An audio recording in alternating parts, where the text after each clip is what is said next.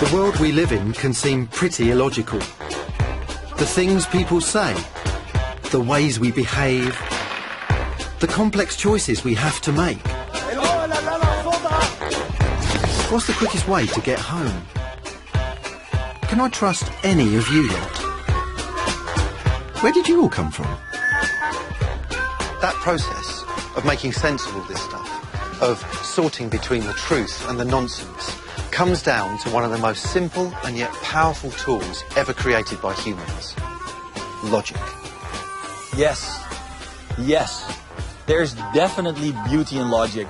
Who would like to be bits of a computer?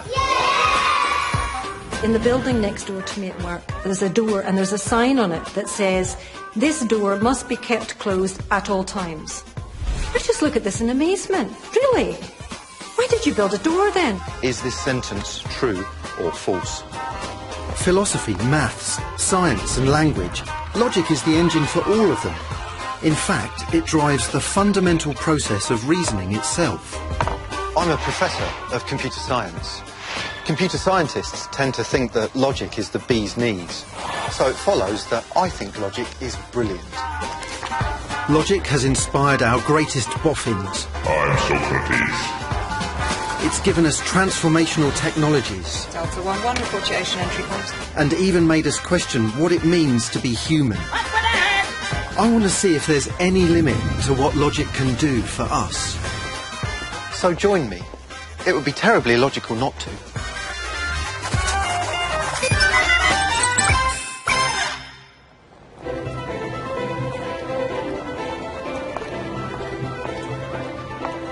Logic is right at the heart of what I do.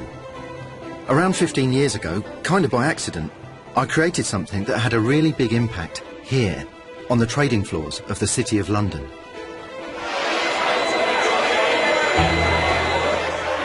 It was a computer program I called Zip, and it used logic to replicate this.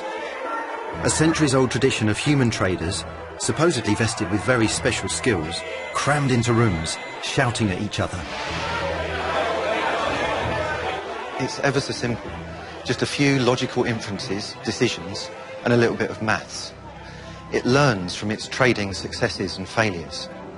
Its aim is to trade as profitably as possible in a fast-moving market where levels of supply and demand are shifting rapidly. It turns out that Zip, built squarely on logic, was impressively proficient at this trading lark. In fact, today, in many markets, billions or trillions of dollars worth of deals go through with no human intervention at all, which is kind of mind-boggling. Every day, computer programs, on their own, do deals that determine the cost of everything from our fuel and food to the worth of our pensions. It's pretty important stuff. And every day, scientists like me earn a living using logic to find solutions to all kinds of other real-world challenges. So why am I not as rich as Bill Gates? Well, I gave away the Zip software for free, and looking back, that was probably not my most logical move.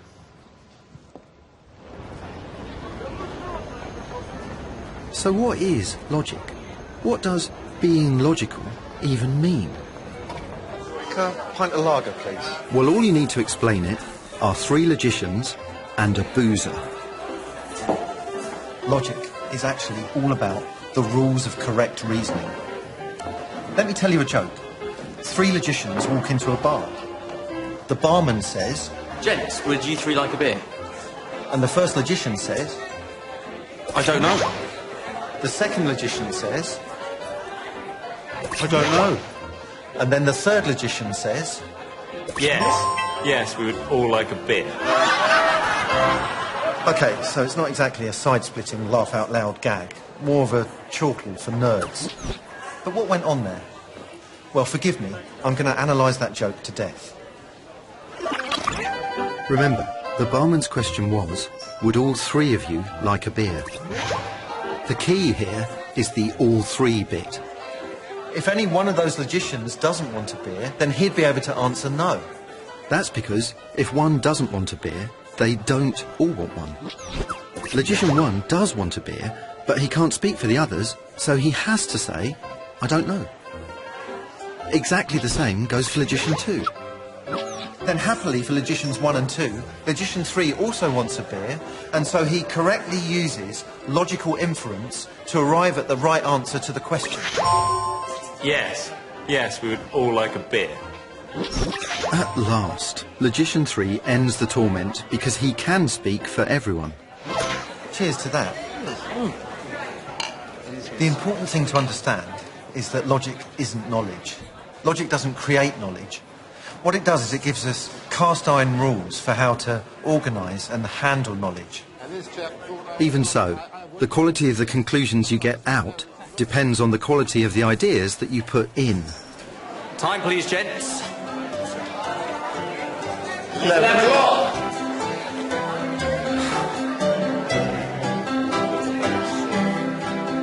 It would be a funny old world if we followed the rules of logic all the time.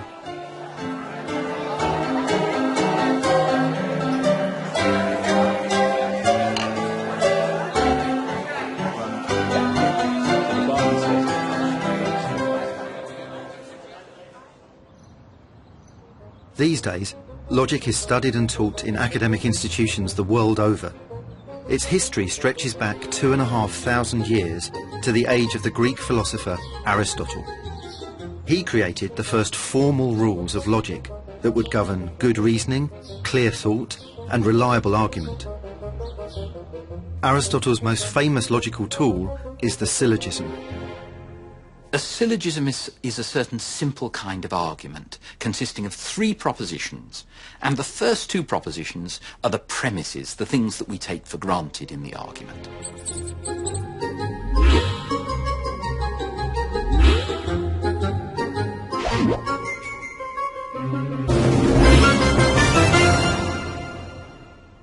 So, for example, all men are mortal, Socrates is a man. Those are our 2 premises. And from them we draw the conclusion, Socrates is mortal. Aristotle's example is good logical reasoning. First, we take one premise, or thing we know. All men are mortal. Yes, indeed. I'm Socrates. Then, pair it with a second one. I am a man. Then we figure out, or infer, that, alas, Socrates is mortal. That makes me sad. If your premises are reliable and you follow Aristotle's rules, you get answers that are reliable too. But Aristotle's theory of the syllogism can deal with more complicated arguments that don't just have all in them, but some in them, and not. Take all these into account, and you find there are lots of ways to make a syllogism. So if you multiply that up, you find that there are 256 kinds of syllogism. And Aristotle identified 19 of these as being logically valid, so that if the premises are true, the conclusion has to be true as well. And all the others of those 256 forms, you can have true premises but a false conclusion. So arguing in that way is fallacious. Those kinds of syllogisms are fallacies. It's the old logical fallacy. All cats have 4 legs. My dog has 4 legs. Therefore my dog is a cat. He's suffering from politicians' logic. This is just one of Aristotle's fallacies. It looks similar to good logic. The premises are both true, but the way they're organised means the reasoning is completely backwards. And the conclusion, bonkers. Something must be done. This is something, therefore we must do it. But doing the wrong thing is worse than doing nothing. Doing anything is worse than doing nothing.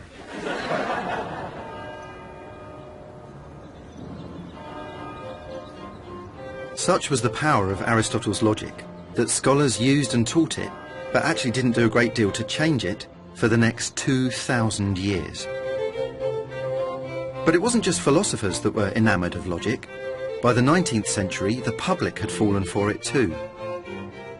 For this, our thanks must chiefly go to a mathematician who spent most of his life working at Christ Church in Oxford, Charles Dodson. He's much better known by his pen name, Lewis Carroll. The mathematics books were mainly under his real name, Charles Lutwidge Dodson, but he chose to use his pen name, Lewis Carroll, for the game of logic and symbolic logic, clearly to give it a wider audience.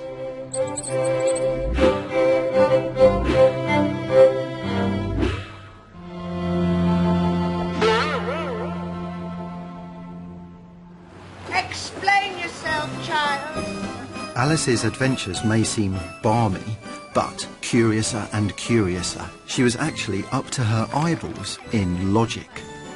In The Mad Tea Party, the March Hare says, "You must say what you mean."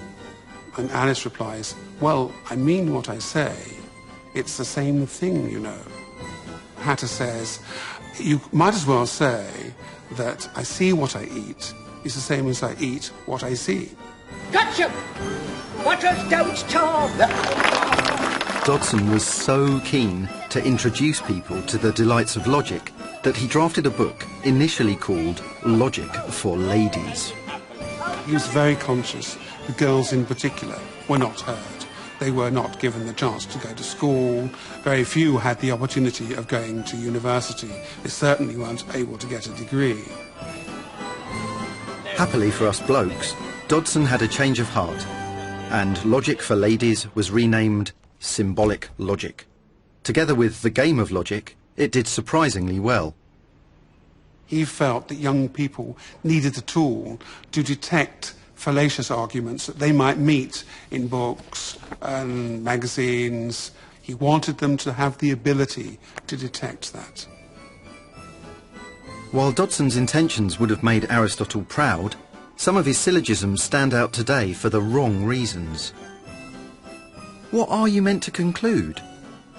No marks for saying Victorian England was intrinsically anti-Semitic.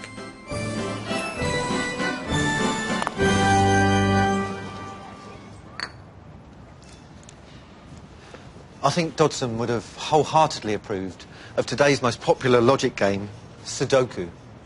There's something really captivating about the fact that logic tells you that the answer must be in there, but you need to apply logical reasoning to find it. It can be really engaging, but it can also be really frustrating and annoying too. Charles Dodson had been the first person to popularise the idea of logical reasoning and critical thinking. But for all its growing popularity, logic itself was due for an upgrade. In 1847, this groundbreaking book was published. It's called The Mathematical Analysis of Logic. Now, this isn't logic for philosophers or puzzle fans. The author of this book argues that the real purpose of logic is mathematics. And this book was written by George Boole. Born into a poor family in Lincoln, Boole mastered mathematics at a fantastically young age, and by 20 he'd opened his own school. Boole's big idea was that logic was actually closer to mathematics than philosophy. All you needed to do was change the words in a logical argument to symbols, and then it could be solved just like an equation. He called it his calculus of reasoning. First, he demonstrated that the letters that we use in algebra to represent numbers can actually be used to represent whole classes of things in the real world. So, for instance, we might have the class X of things that are fluffy and the class Y of things that bark. Second, he introduced a set of operators for combining these classes of things. The three most important ones are and, or, and not, and they're known as Boolean operators in his honour. So if we redraw our classes so that they overlap, the bit in the middle, that's things that are fluffy and bark, X and Y. If we look at the whole area of the two circles, well, that's things that are either fluffy or they bark, so that's X or Y. And finally, if we think about the area outside, well, they're neither fluffy nor barking, so that's not X and not Y, things that aren't fluffy and don't bark, like me. Boole's new mathematical logic reduces any logical problem to symbols that can be combined in new ways. And there was one final and crucial innovation. In Boole's new mathematical logic, everything's either in or out. Statements are either true or false. Everything's either a 1 or a 0. For example, if I were to ask my dog Floss, "Are you fluffy and do you bark?" she would have to bark, "Yes." Taking 1 to mean yes and 0 to mean no, with Boole we get this. It was an entirely new form of logical reasoning. Seemingly anything could be boiled down to symbols and just 2 numbers. And it's in my field that Boole's vision would prove transformative.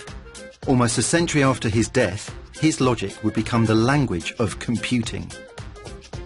My logical hero has to be George Boole. Boolean logic is so simple, yet so fundamental to explaining our world. And even the world today, which is full of complex systems that he could never have imagined. And Boolean logic allows us to reason about them.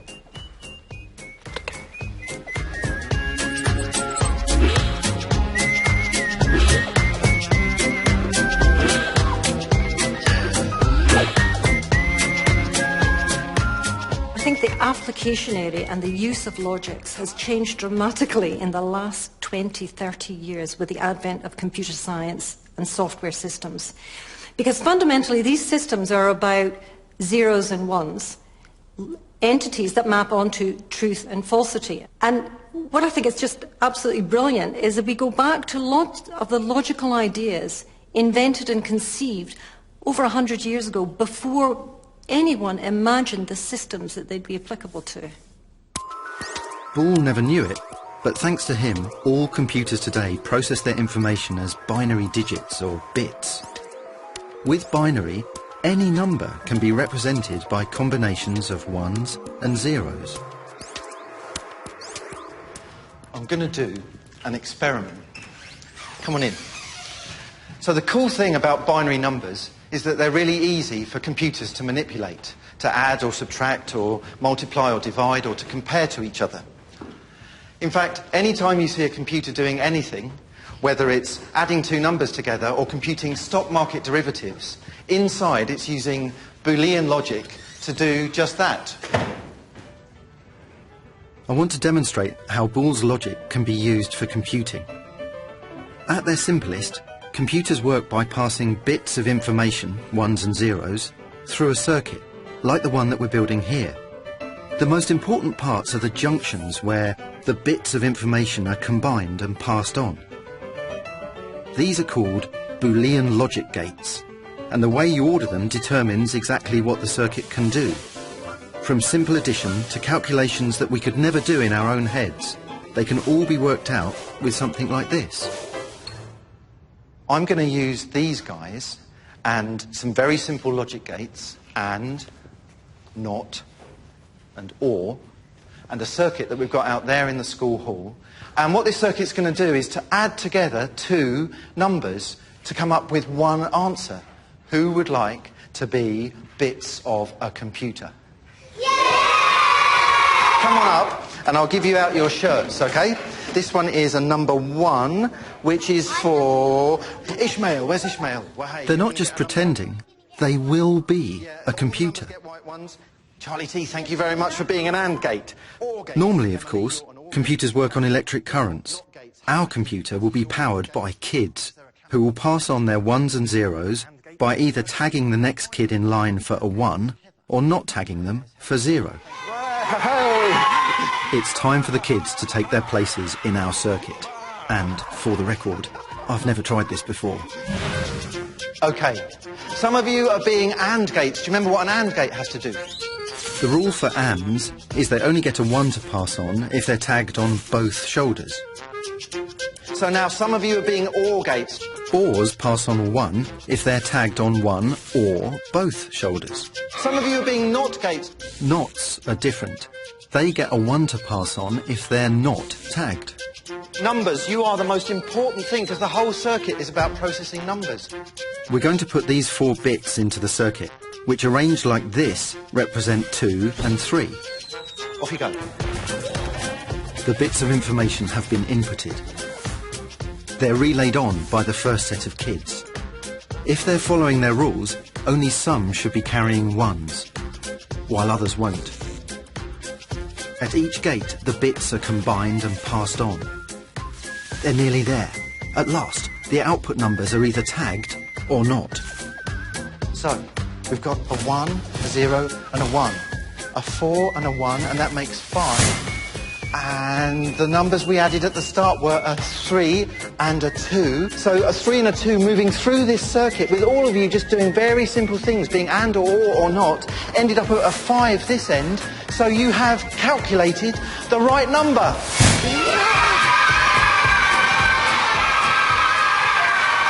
Today, all our computers are built using Boole's logic gates. Here we have 13, but a modern computer chip like this one might have 250 million.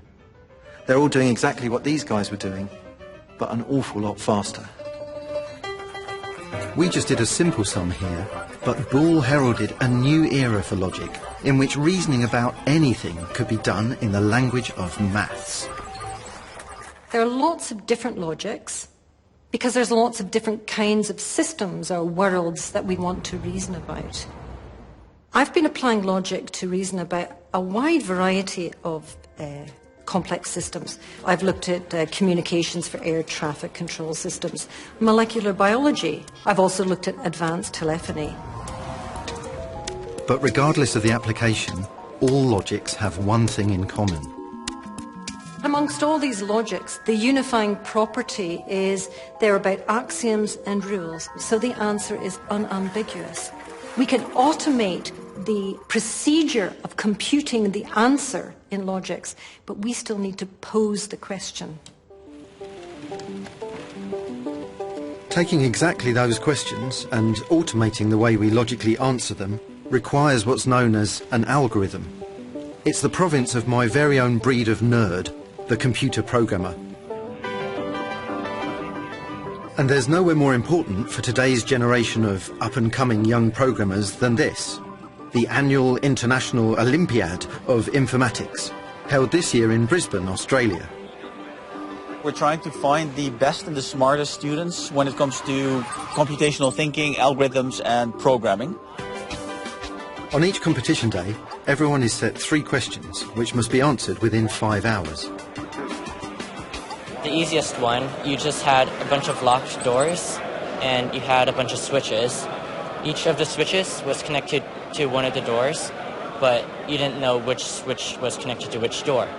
And what they ask for is to determine for each switch which door it's connected to and which position is the correct one.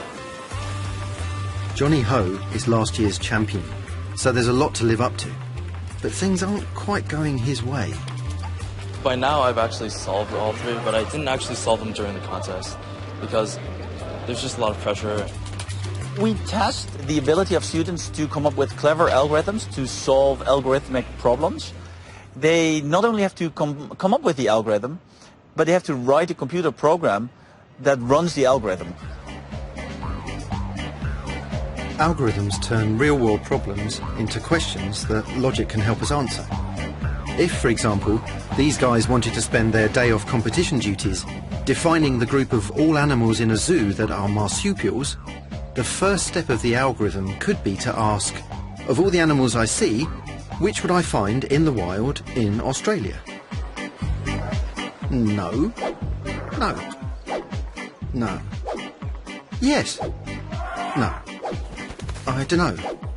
Yes. Yes. Yes. Definitely not. Yes. Certainly not all of the yeses and don't knows will be marsupials, so the list can then be refined by asking which of these animals have pouches. And here there are options too. They could look in a book. They could ask Chris, he's an expert. Or they could crowdsource the question and go for the most popular answer. Each logical algorithm incurs a different cost in effort, time or accuracy, but whichever way, they'd each get to an answer eventually. And there are certain situations where a good logical algorithm can be the difference between life and death.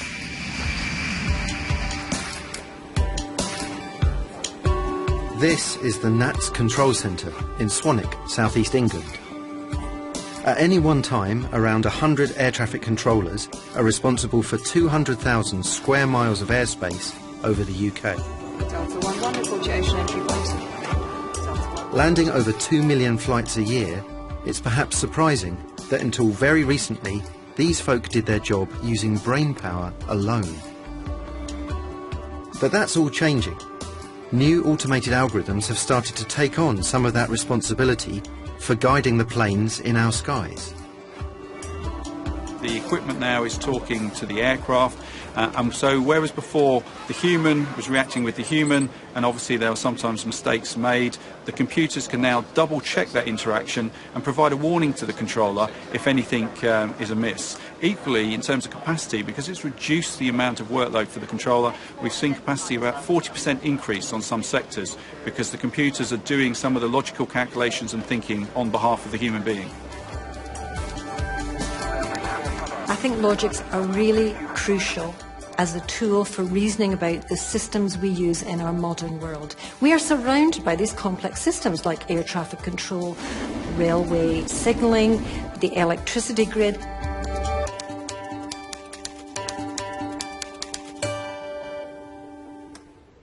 I think it's really important that we raise the next generation of users of these systems so that they know it's not magic. They also know that they have the tools of logic to understand and reason about the systems that they depend on crucially every single day of their lives. Back at the International Olympiad of Informatics, it's day 2 of the contest.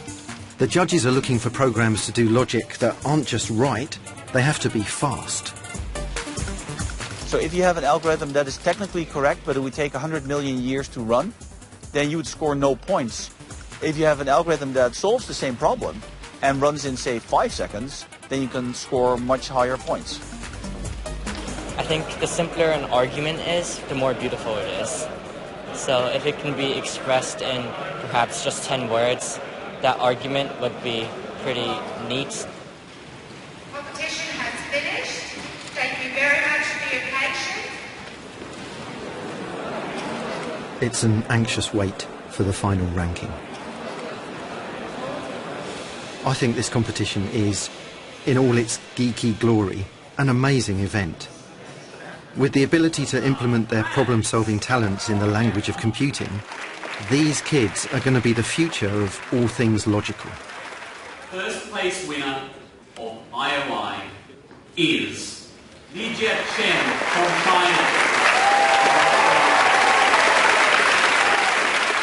In the end, it's a Chinese 1, 2, 3.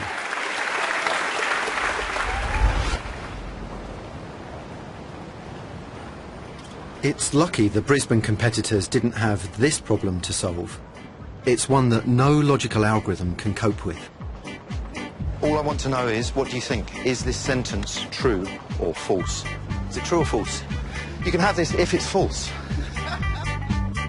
The point is, if the sentence is false, then it's true, but if it's true, then it must be false. It's a paradox.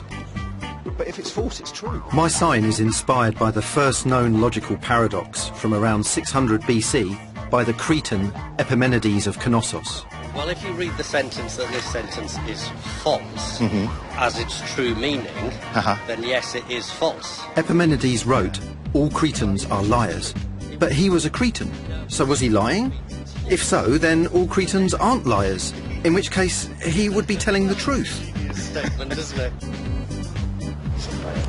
A paradox. Well done. Please be aware this sentence... Paradoxes are fundamental contradictions that logicians have puzzled over for centuries. They've been described as truth standing on her head to get attention. And for good reason. In the late 19th century, round about the same time that George Boole was developing logic or deduction as a branch of mathematics, paradoxes exactly like this became a really deadly serious matter. In fact, they came to threaten the very foundation of mathematics itself.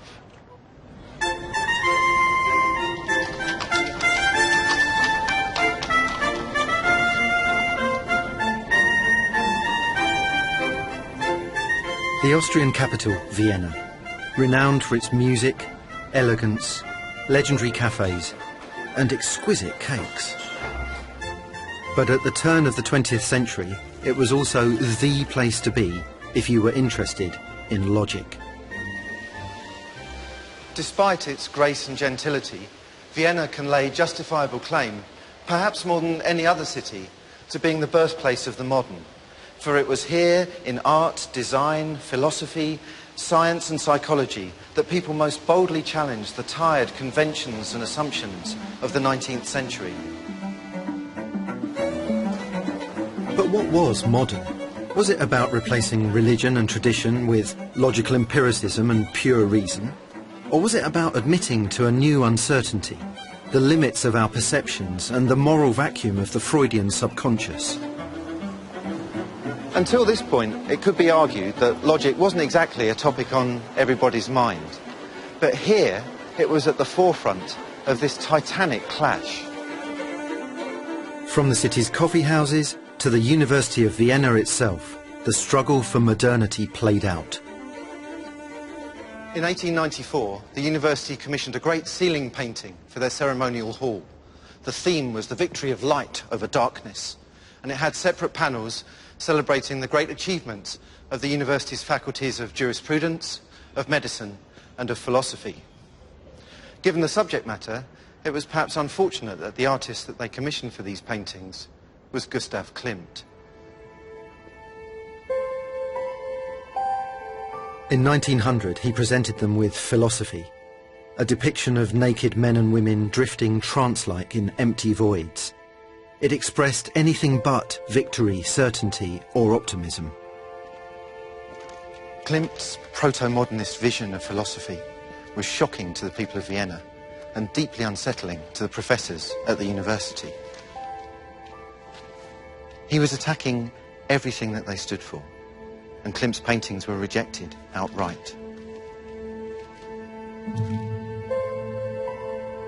Hidden away for 40 years, the original works were destroyed by the Nazis. These replicas were finally installed on the centenary of their rejection. Klimt's dark vision had seriously offended the growing academic aspiration that science and mathematics would provide us with complete knowledge founded on absolute, provable truth. This was something it was hoped logic could provide. In mathematics, this problem of definitive truth, of certainty, had recently become all too real. No one had yet proven the most basic rules of mathematics. Those rules might say that 1 + 2 = 3, but without proof that they will never lead to a contradiction, you can never say for sure that 1 + 2 might not also equal 20, or anything else for that matter. In the grip of uncertainty, a logic fever took hold. Bool's logic had already been adopted by the greatest logicians of the day, but there was a problem. His method was simply insufficient to describe all of maths. The race was on for a new and more complex logic. Over 20 years earlier, a German mathematician called Gottlob Frege had studied exactly this problem. And Frege's work ensured that logic was up to this search for certainty, which was unfolding right here. If I had it in my power, It was in Jena, Germany, in the late 19th century, that Gottlob Frege opened a new chapter in the story of logic. For him, there should be nothing, whether numbers or ideas, that could not be described and analysed using his new logical quantifiers. So, with his new mathematical logic, he could express ideas like, everybody loves Frege, everybody loves somebody, there is somebody whom everybody loves, there is somebody whom no one loves, and, alas, there is somebody whom Frege does not love.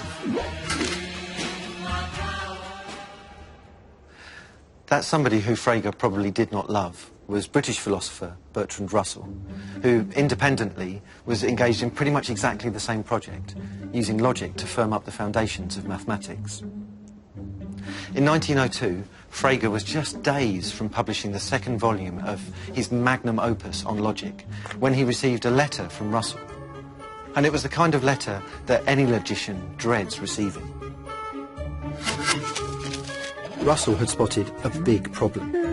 Both men's logic relied on consistently describing sets of things. You can have the set of all even numbers, or, for that matter, the set of all mums, or the set of all dogs. Almost all sets aren't members of themselves. The set of dogs isn't itself a dog. So if you take the dog set and bundle it up together with all the other ones like it, you get the set containing all sets that are not members of themselves. But this is the set of all sets that don't contain themselves, and it doesn't contain itself. So this set should include itself. But then, if it does, then this is no longer the set of all sets that don't contain themselves, so it can't be part of itself.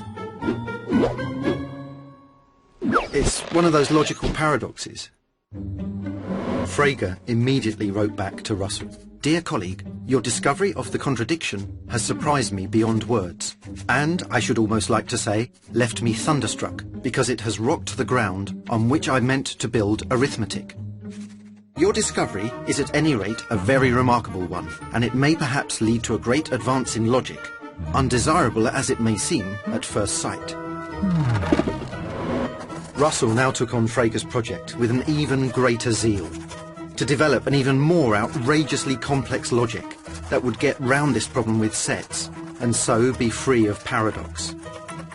After 9 years of toil, the monumental Principia Mathematica was published. It took over 360 pages to logically prove that 1 + 1 = 2. It was never going to be a bestseller, but here it had a huge impact. It was magnificent, a whopping great bucket load of logical concrete poured right into the foundations of mathematics. Definitely a triumph, not a trauma, for philosophy.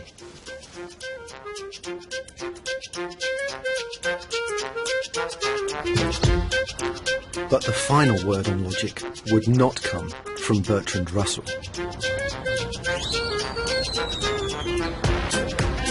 It was here that project came to a dramatic conclusion, centred on a group of thinkers called the Vienna Circle. They were firmly pro-logic. For them, Russell's Principia Mathematica was manna from heaven.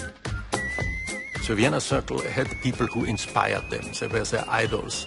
One was Albert Einstein. One was Bertrand Russell. And these were the most prominent scientists of their day.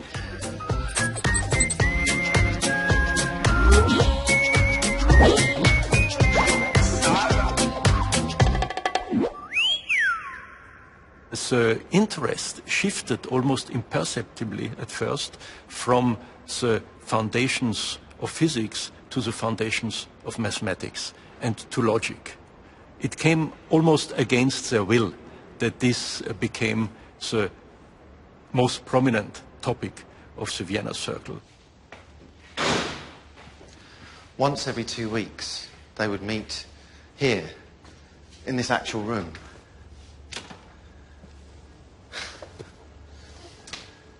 It's now a working physics lab. But when they met here, they had one aim, and that was to purge philosophy of anything that was neither directly observable through scientific experiment or derivable through the laws of logic.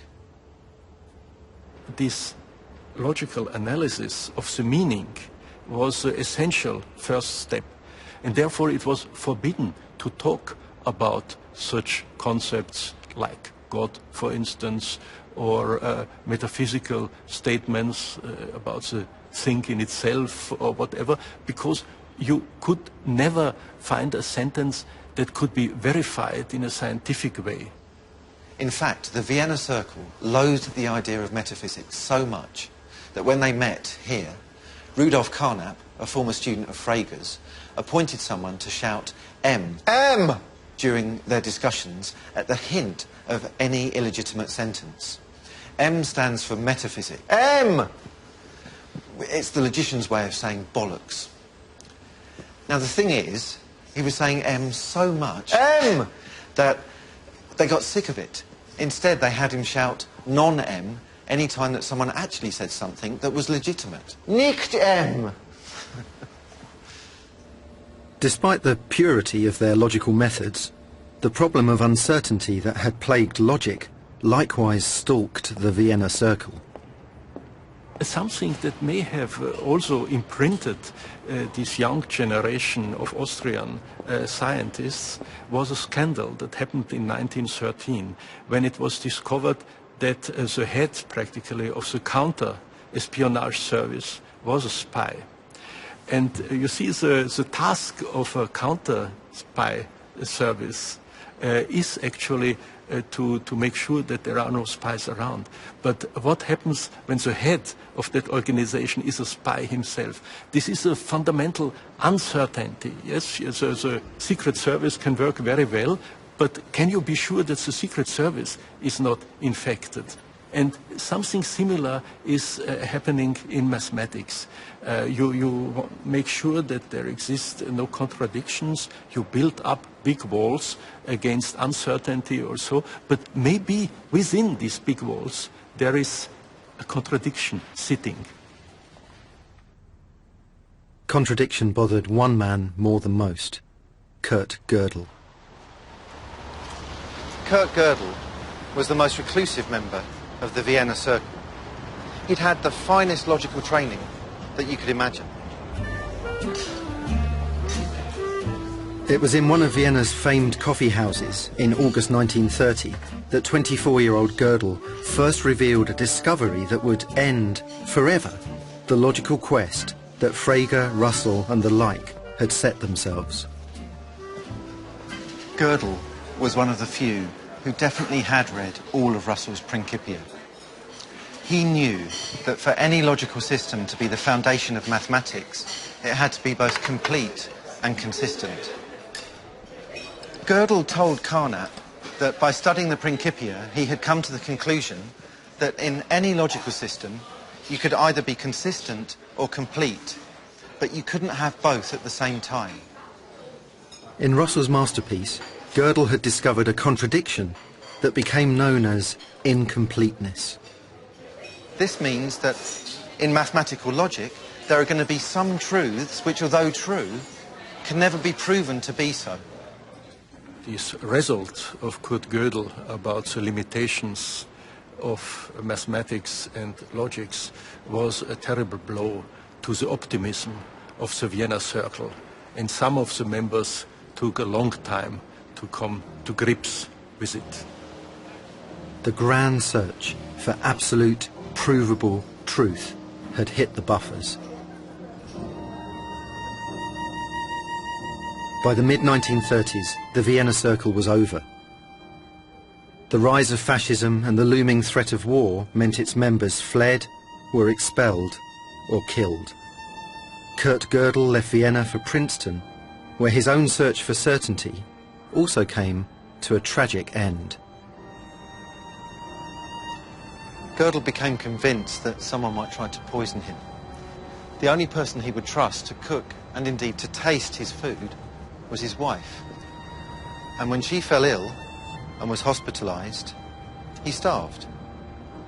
He literally reasoned himself to death.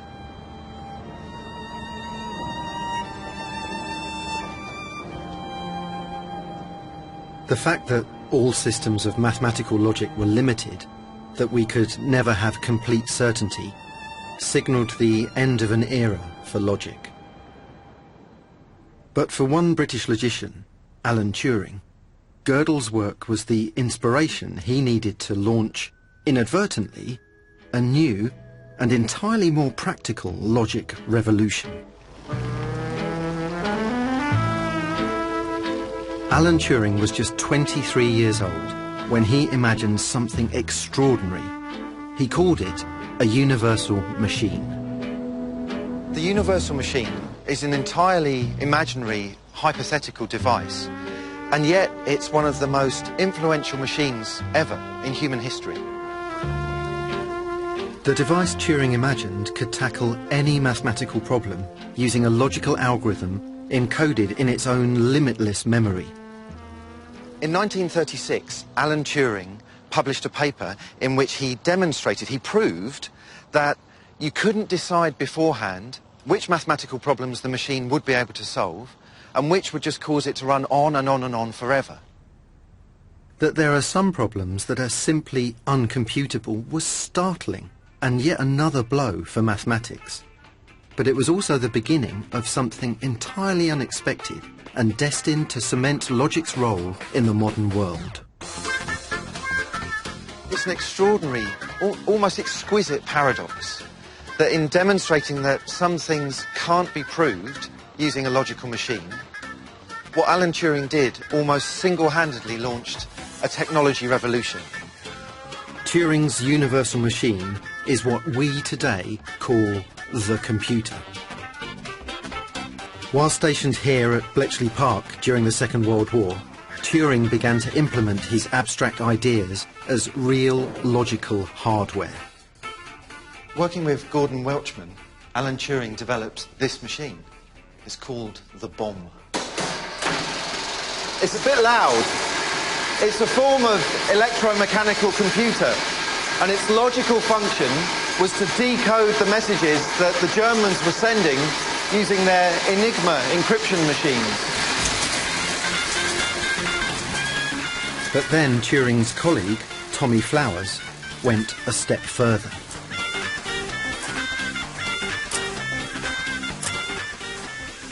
This is Colossus. It was built to crack another German encryption machine called the Lorenz. And for the men and women who built and operated it, it was an astonishing achievement. It shortened the war. But I think it's special for another reason. You see, this is the world's first programmable electronic computer. It uses digital information, binary, the streams of ones and zeros that are in all modern computers. And these vacuum tubes down here, they're wired together to be our Boolean logic gates, which perform Boolean operations and calculations. Colossus might not look high-tech to us, but it's hard to express just how important it was. The significance of all this as a piece of human engineering is on a par with the pyramids or the printing press or steam power, and yet it was all top secret. All these developments of electronic programmable computers here at Bletchley Park were classified, and the details were only declassified in the late 1970s. After the war, Turing went on to help build some of the world's first stored program computers. At their core, it all comes back to logical reasoning.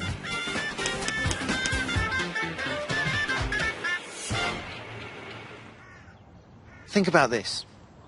We're all surrounded by things that rely on some kind of logical machine or code. The failure of logic to deliver foundational answers for mathematics nonetheless gave rise to one of the most significant achievements in all of science and engineering. It started with those huge, secret, single-purpose computers, and yet, right from the very beginning, some folk were already imagining the next big thing. We're still finding out what to do, but everybody's got them. You got a logic in your house. It looks like a vision receiver used to, only it's got keys instead of dials, and you punch the keys for what you want to get. It's hooked into the tank, which has the car... In 1946, science fiction writer Murray Leinster imagined an impressive specimen of interconnected technology. He named it a logic. Relays in the tank take over, and whatever vision program Snafu is telecasting comes on your logic screen. Or you punch Sally Hancock's phone, and you're hooked up with the logic in her house. Also, it does math for you and keeps books and acts as a consultant chemist, physicist, astronomer, and tea leaf reader with an advice to Lovelorn thrown in. It's very convenient. Well, that's extraordinary. It's a great characterization of the web that wasn't yet born.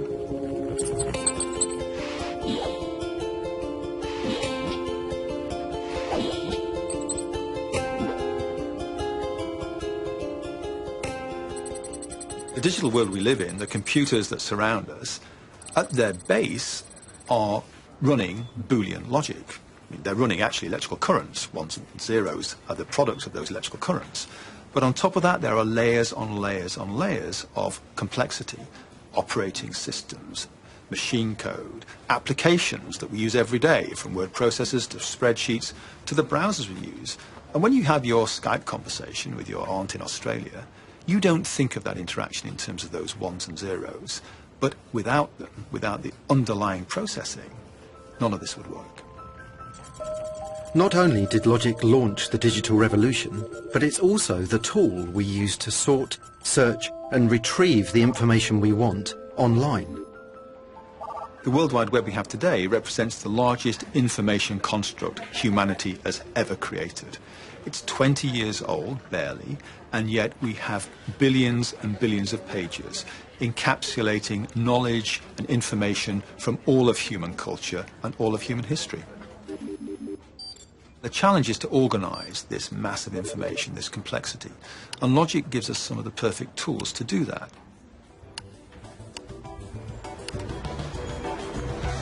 With the World Wide Web of information, logic means we're all more interconnected and informed.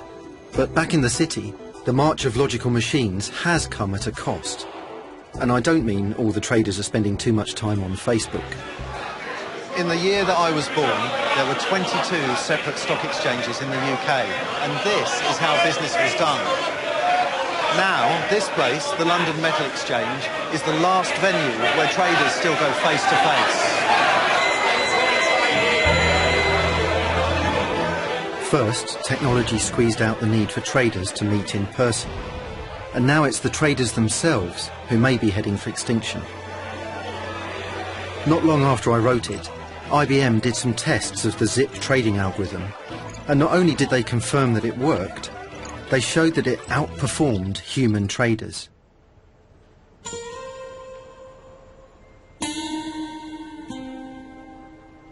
When it comes to pure logical reasoning, the computers tend to beat us, hands down.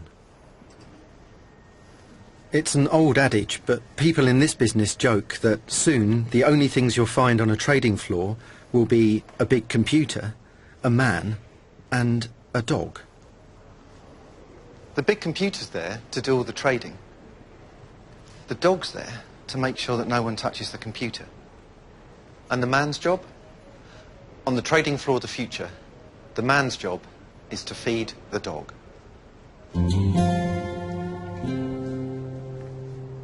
Mind you, despite my role in inventing these black boxes, I'm grateful that there's still a human around to pull the plug, sometimes. The thing is, computers still need their logical algorithms to be written for them. So they might take our jobs, but we still have the upper hand. Yet ever since their invention, the question as to whether this will always be the case has been a matter of fierce debate.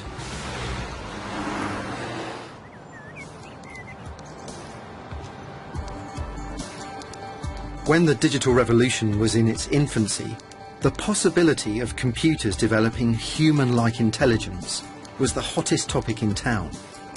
Could a machine ever think, using the rules of logic alone? Or is there more to us than that?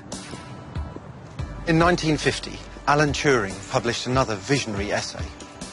In it, he predicted that by the end of the century, a computer would be able to converse with a human, and the human wouldn't know the difference. In trying to achieve this, people in my field have created some truly amazing computing machines. This is my university's supercomputer. And although it's bigger and noisier than Colossus, for every one Lorenz cipher that machine could solve, this can solve over 2 million. It takes up the whole room. Machines like this are the workhorses of today's data-centric research.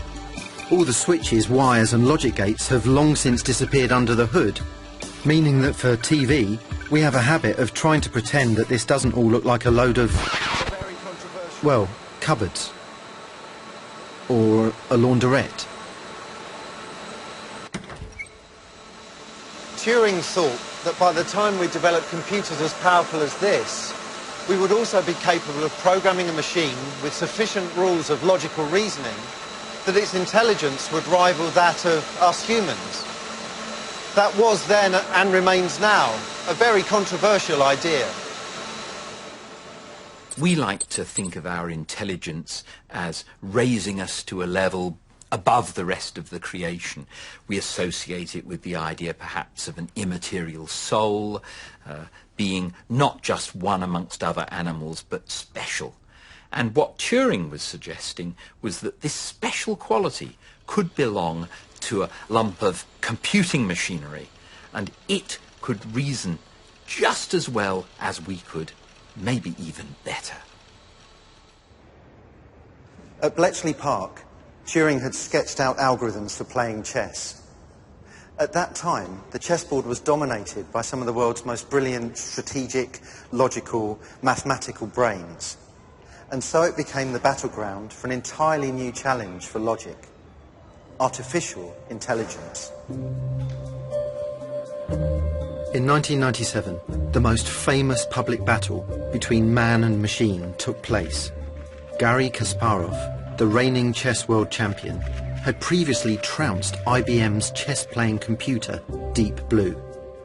During their rematch, for the first time ever, he was beaten. Kasparov has resigned. When I see something that is well beyond my understanding, I'm scared. And that was something well beyond my understanding. It was front-page news the world over. People demanded answers. Was this purely logical intelligence equivalent or even superior to the human brain? In the past, people have tended to compare humans to the latest technology. So maybe the brain is like a clock, or maybe it's like a steam engine. Now, maybe it's like an electronic computer. What Turing would want to say, and I think correctly, is that there's something different about the equation of the brain with a computer. He put it that both a brain and a computer are information processing systems, governed by logical rules. In theory, there should be logical rules out there that would capture the way we think. This was a very big idea, with profound, even troubling implications. If we knew those rules, then one day, theoretically, we could code a logical rendering of ourselves into a computer. All we'd need to reproduce all of human thought is logic. My view is that there remain uniquely human characteristics, arguably the best ones, like altruism or creativity or love, that computers aren't even close to having programmed within their repertoire of logical reasoning. No one has yet created a logical machine that's just like us, and arguably that could take a very, very long time, if indeed it's possible at all. And yet, surely we should marvel at what we have achieved with logic. Remember, we created the rules of logic to pin down the truth and certainty that would otherwise so easily evade us. We harness logic in machines, and in doing so we place the power of pure reason at our fingertips.